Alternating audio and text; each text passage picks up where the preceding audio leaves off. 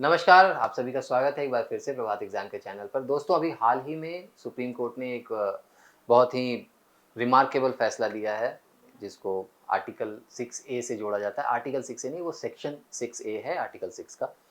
और भारत में जो असम राज्य है भारत का, उसमें कुछ लोगों को शरण लेनी पड़ी थी 1960s में।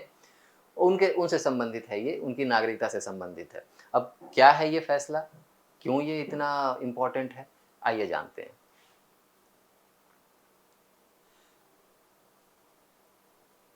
सबसे पहले तो ये जानते हैं कि आर्टिकल 6 सेक्शन 6A है क्या? जैसा कि आप जानते हैं कि भारत के संविधान में अनुच्छेद 5 से अनुच्छेद 11, 5 टू 11 सिटीजनशिप यानी नागरिकता पर चर्चा की गई है। आर्टिकल 5 है कि कौन इस देश का नागरिक बन सकता है, कैसे बन सकता है, कौन नागरिक नहीं हो सकता है। आर्टिकल 6 में चर्चा की गई है उन लोगों को नागरिकता देने के बारे में जो विभाजन के बाद पाकिस्तान और बांग्लादेश से भारत आए थे, जिन्होंने शरण ली थी। अब हुआ क्या कि 1960 के दशक में लेटर ऑन, मतलब 65-66 इस समय में पश्चिमी पाकिस्तान पूर्वी पाकिस्तान के लोगों का दमन करने के लिए उसने अपनी सेना का इस्तेमाल किया था। उसकी सेना ने वहाँ बहुत अत्याचार किए, वहाँ के लोगों पर, वहाँ की महिलाओं पर। इससे स्थितियाँ वहाँ इतनी ख़राब हो गई कि लोगों को शरण लेनी पड़ी भारत में।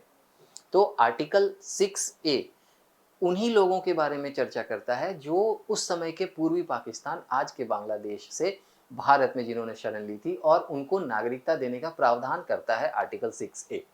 देखिए, आर्टिकल 6A भारतीय नागरिकता अधिनियम का एक हिस्सा है, जो मुख्यतः पड़ोसी देशों, विशेषकर विशेषकर बांग्लादेश से भारत आए लोगों को भारतीय नागरिकता प्रदान करने से संबंधित है। ठीक है, ये आर्टिकल 6A है।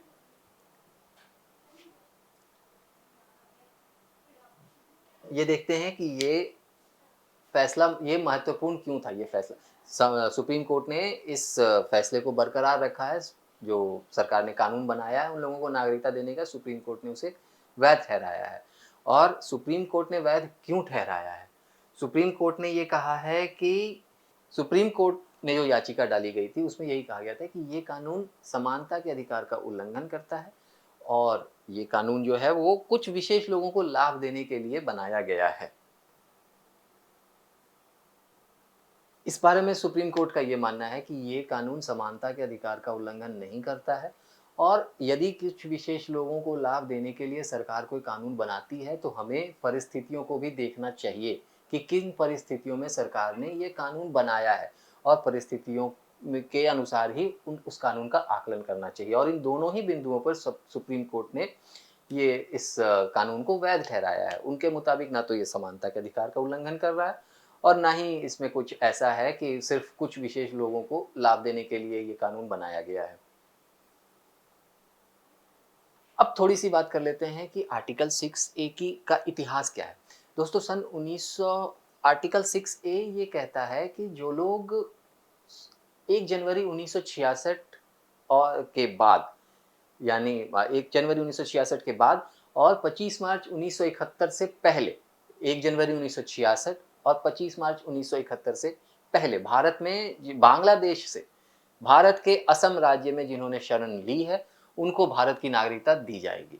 यहाँ ध्यान दीजिएगा, 1 जनवरी 1966 से 25 मार्च 1971, और बांग्लादेश से आसाम राज्य में जिन्होंने शरण ली है, सिर्फ उन्हीं को नागरिकता दी जाएगी। जो समानता का अधिकार था, मुझे लगता है अब आप समझ रहे होंगे कि वो याचिकाकर्ता क्यों कह रहे थे कि ये समानता के अधिकार का उल्लंघन करता है। क्यों? क्योंकि इसमें सिर्फ खास देश और खास राज्य और खास टाइम पीरियड की बात की गई है। यदि कोई इस टाइम पीरियड में बांग्लादेश से आकर के और बंगाल में बस गया, या मध्य प्रदेश में बस जाए, या तमिलनाडु में बस जाए, तो उसके ऊपर ये कानून लागू नहीं होते। उसको इस कानून के अंतर्गत नागरिकता नहीं दी जा सकती है। तो याचिकाकर्ता का ये कहना था कि ये समानता के अधिकार का उल्लंघन करता है। तो सुप्रीम कोर्ट ने कहा कि नहीं, ये समानता के अधिकार का उल्लंघन नहीं करता है, क्योंकि ये परिस्थितियां बहुत अलग थीं और उनको हम अनदेखा नहीं कर सकते हैं। तो ये कानून बना 2004 में। उसके पहले क्या हुआ? उसके पहले सन 1965 से जब पश्चिमी पाकिस्तान ने पूर्वी पाकिस्तान के लोगों का दमन करना शुरू किया, तो बहुत बड़ी संख्या में वहाँ से लोग भाग भाग कर भारत आने लगे। भारत कहाँ आने लगे? सबसे ज़्यादा लोग आए असम में। असम में आए, बंगाल में आए, तमिलनाडु में आए, दूसरे पूर्वोत्तर के राज्यों में गए, हर जगह ये लोग शरण ले कर के पहुँचने लगे। इससे असम में बहुत बड़ी समस्या हो गई। असम के जो लोकल लोग थे, उन्हें ये डर सताने लगा कि उनकी संस्कृति, उनकी विरासत, उनका रोज़गार, ये सब खतरे में पड़ जाएँगे अगर बाहर से इतने बड़े संख्या में लोग आने लगेंगे, इल्लीगल इमिग्रेंट्स आने लगेंगे। तो इसको लेकर के वहाँ आंदोलन वगैरह शुरू हो गए, जिसमें एक आसाम स्टूडेंट यूनियन और आसाम गण परिषद, ये इस तरह के संगठन थे जो जिन्होंने आंदोलन करना शुरू किया।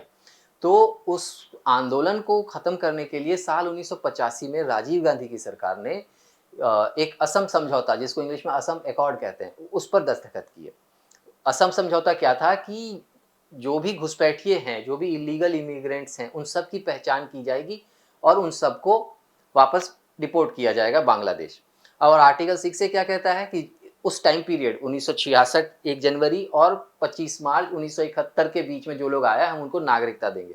तो अब आपको ये लग रहा होगा कि ये तो आपस में एक दूसरे के कॉन्ट्राडिक्टरी हैं, विरोधाभासी हैं। ये सवाल सुप्रीम कोर्ट के सामने भी आया, लेकिन सर्वोच्च न्यायालय ने इस पर बहुत अच्छा फैसला दिया और कहा कि असम उसने असम समझौते का भी उल्लेख किया। अदालत ने कहा कि असम समझौता एक महत्वपूर्ण समझौता है और इस समझौते के तहत लिए गए फैसलों का सम्मान किया जाना चाहिए। लेकिन फिर वही बात कि परिस्थितियों को आप अनदेखा नहीं कर सकते हैं। आपको वो ध्यान में रखनी होगी कि क्या परिस्थितियाँ थी और जिसकी वजह से सरकार को ये कानून बनाना पड़ा। और दूसरी बात, असम समझौता आसाम में आने वाले घुसपैठियों के लिए है, उसमें किसी टाइम पीरियड की कोई बात नहीं की गई थी, जबकि ये कानून सिर्फ और सिर्फ एक खास टाइम पीरियड में असम में शरण लेने वाले लोगों पर लागू होता है।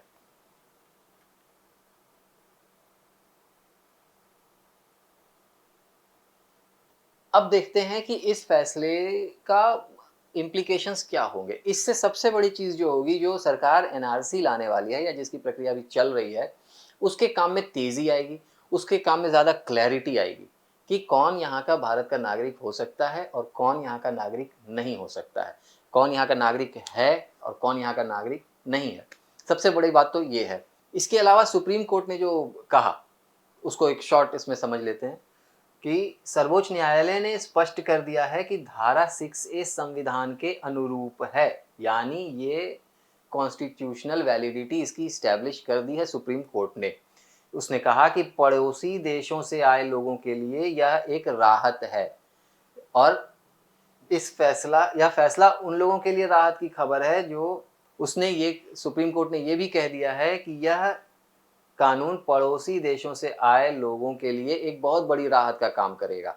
इसमें कई लोगों को नागरिकता दी जाएगी जो 50 सालों से जिनका भविष्य अधर में लटका हुआ है। आप सोचिए 1966 में कोई बंदा आया यहाँ पर और आज 2024 में हम उसकी बात कर रहे हैं। 50 साल से 60 साल हो गए लगभग। तो उनको एक बहुत बड़ी राहत मिलेगी कि वो यहाँ के नागरिक होंगे। हालाँकि इस फैसले के विरोध में भी कई तर्क दिए जा रहे हैं, जैसे समानता का अधिकार का उल्लंघन है कि सिर्फ आसाम के लोगों के लिए ही क्यों ये कानून होना चाहिए, बाकी देश में क्यों नहीं होना चाहिए, या बाकी देश में अगर नहीं है तो फिर आसाम के लोगों को ये स्पेशल क्यों होना चाहिए। फिर जो घुसपैठियों की समस्या है वो कहीं बढ़ ना जाए। तो इन सभी तर्कों पर सुप्रीम कोर्ट ने विचार किया है और अंत में यही फैसला दिया कि इसमें किसी भी तरह का कोई समानता के अधिकार का उल्लंघन नहीं हो रहा है। ये एक विशेष परिस्थिति है, विशिष्ट परिस्थिति है और उस परिस्थिति को हम अनदेखा करके और फिर कानून नहीं बना सकते हैं। जो लोग उस टाइम पीरियड में यहाँ आए थे, उनको यहाँ की नागरिकता मिलनी चाहिए और अब वो मिल भी जाएगी सुप्रीम कोर्ट के इस फैसले के बाद। तो उम्मीद है आपको ये सेक्शन 6A समझ में आ गया होगा। अगर आपके कोई और सवाल होंगे तो हमें ज़रूर बताइएगा।